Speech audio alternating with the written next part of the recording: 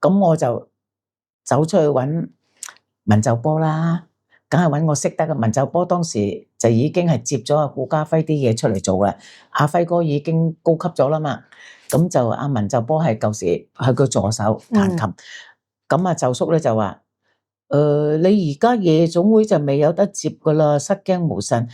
佢話介紹你去舞廳度唱啦，唱下啲舞廳，我舞廳幾錢啊？而家你唱舞廳得幾百蚊嘅咋咁？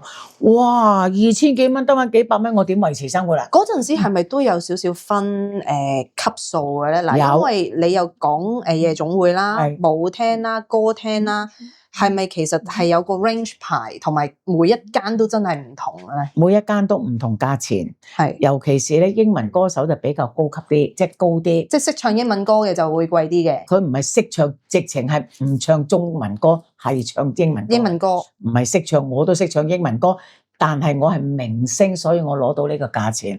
一般都係千零蚊，係1000蚊到1500咁樣嘅。係，點解我攞2500啊？因為八叔覺得我係七公主，即係個明星叫我登台，亦都可以請到好多電影界啊、文化界嚟影相，咁啊宣傳。